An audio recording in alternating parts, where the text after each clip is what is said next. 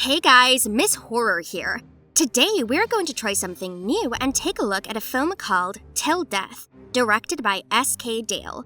So let's get started. At the beginning of the movie, we are introduced to a girl called Emma Davenport who is driving to her husband's office after ending an extramarital affair of hers with Tom, one of her husband's employees.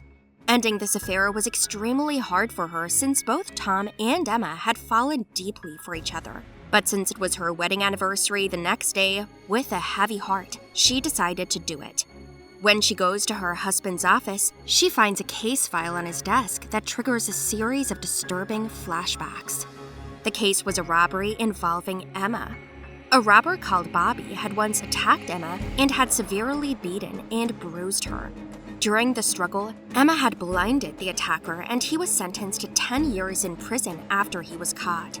Emma's husband then returns to his office and takes the file away from her, saying it would trigger her anxiety. It is revealed that Emma's husband is a successful lawyer called Mark Webster. A year has passed since they've been married and the couple seems to have fallen out of love. Mark is very controlling and Emma seems to be unhappy with him. After noticing that Emma isn't wearing the dress he told her to, he decides to send her back home to change into it. When Mark and Emma leave the office, they meet Tom in the elevator. Emma's heart stops for a moment, but Tom stays calm and collected. Mark introduces Tom to his wife and seems to be completely unaware of their affair. Later, Mark treats his wife to dinner at a fancy restaurant and gives her a steel necklace as a gift. Emma also gives her husband a gift, tickets to the Super Bowl where he always wanted to go, but he blatantly refuses her gift before leaving the tickets at the restaurant. After leaving the restaurant, Mark tells Emma he has one last surprise for her. He then blindfolds her and takes her for a ride. Over an hour later, the blindfold starts to annoy Emma and she starts complaining. After a while, she ends up pulling it off to see they have arrived at their lake house, a place that held many of their happy memories. Inside the house, Mark again leaves Emma downstairs blindfolded with instructions to take it off after counting. As soon as she is done, she pulls it off to see the house decorated beautifully with candles lit all around the house and petals laid down on the floor. Following the petals, Emma is led to a room where numerous photos of her with Mark are hanging. A CD player at the corner is playing their wedding song.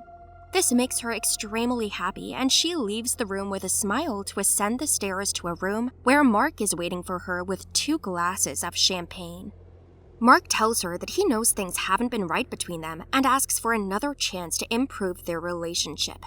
After a night of heated passion, they both go to sleep. The next morning, after Emma wakes up, Mark asks her if she had sweet dreams.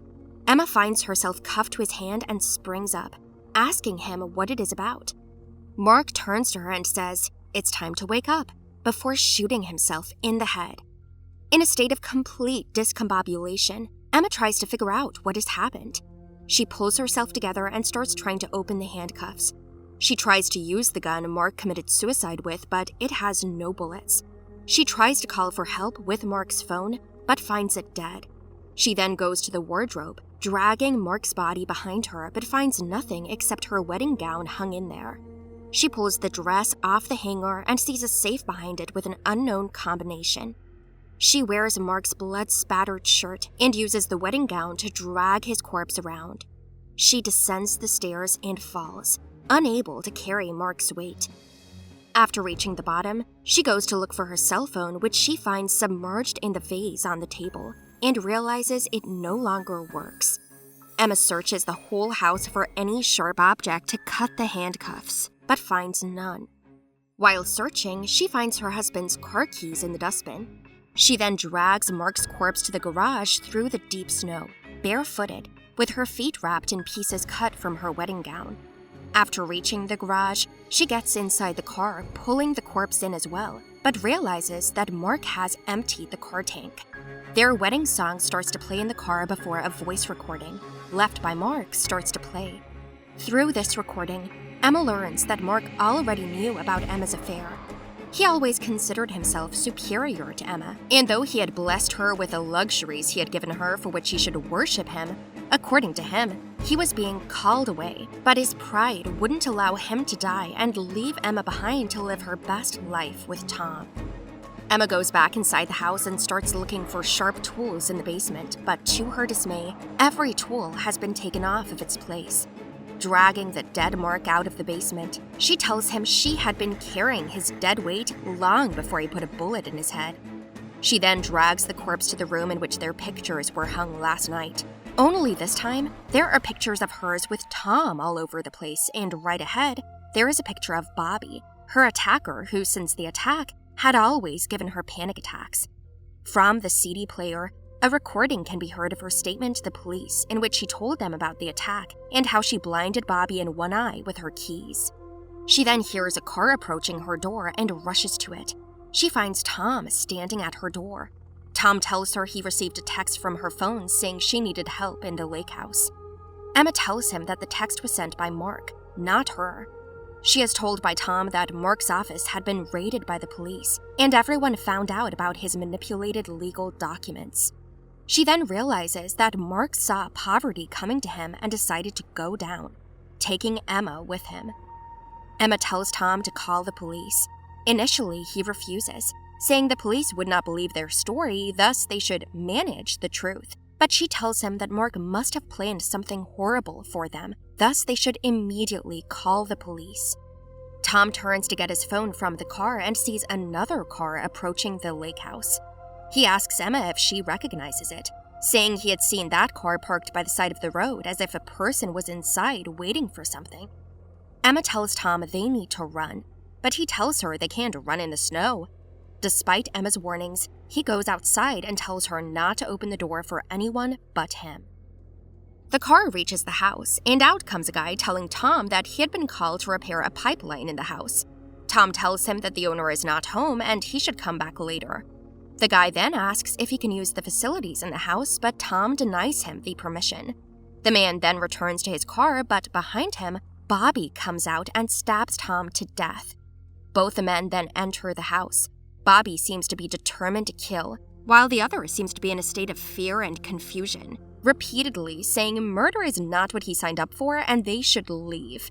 Bobby tries to calm the other man down, who is his brother Jimmy, and tells him they need to look for Emma.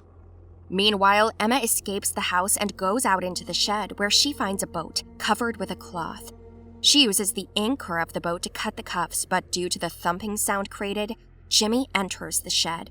She quickly lays down in the boat, pulling the cloth over her, and Jimmy doesn't notice her. Instead, the poor boy gets sick seeing all of Mark's blood and runs back outside to inform his brother. Jimmy comes back to the shed with Bobby, but by that time, Emma had gotten out of the boat and had hidden underneath it. Jimmy tries to convince his brother to leave, as the girl could be miles away by that time, but Bobby sees a footprint of blood beside the boat and realizes Emma had no shoes, without which she couldn't have gone far in the snow. The men's conversation reveals to Emma that they have been sent by Mark to kill her, and their reward is in the safe inside the house, the combination to which they believe Emma knows. When the men leave, she gets out and finds a container filled with petrol in the shed. She starts dragging it out to the garage. When Jimmy passes by a few feet away, she lays down in the snow, and Jimmy does not notice her. She manages to reach the car and starts pumping petrol into it, but Bobby comes into the garage and starts looking for her. She manages to keep herself hidden, but to her dismay, Bobby notices the fuel being pumped in and punctures the tires of the car. Emma then runs out to the basement. When she gets close to the door leading to the house, she notices Jimmy dragging Mark's corpse outside. Down in the basement, Bobby has almost reached the stairs on which she's sitting. Finding herself cornered, she uses her car keys to make the car alarm go off as a distraction. Both the men rush outside, giving her time to hide herself. When she is not found in the garage, Bobby realizes that they were close to her and she did this to distract them. This gets their hopes up as they are now sure she is still inside the house. Making her way inside, Emma wears Tom's shoes and hides in the attic. The thudding sound of her footsteps catches the men's attention, making Bobby rush into the attic. Emma cleverly manages to hit Bobby with a golf club, after which he falls from the attic to the floor of the house. When Jimmy comes to check on his brother, Emma also knocks him over and locks them inside the room. She then goes outside and gets in Tom's car, but unfortunately, Bobby manages to get to her and pulls her out of the car. She manages to call 911 but is not able to tell anyone about her situation. Jimmy panics and once again tries to convince his brother to flee, as the police could trace the call to the place. But Bobby threatens him and refuses to go without getting the diamonds they were supposed to get as a reward. Emma tells Bobby that she doesn't know the combination to the safe, but he kicks her, making her unconscious. When she regains consciousness, she finds herself cuffed to Mark's corpse again. The men are seen dragging the safe to her. She again tells them that she does not know the combination, but Bobby tells her that it is the date Mark proposed to her, which she of course knows. She refuses to tell them the date, saying they will kill her afterward, but Bobby threatens to torture her until she gives them what they need. Jimmy tries to stop Bobby, but Bobby throws him to the ground. Jimmy finds the gun Mark used to commit suicide under the bed and aims it at Bobby, telling him to stop. Jimmy then decides that they will uncuff Emma and she will give them the date, then they will leave without hurting her.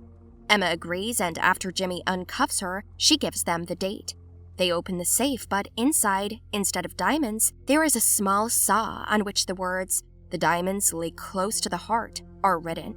Emma realizes that the diamonds are in the steel necklace Mark gave her. She tries to take it off, but it does not come off.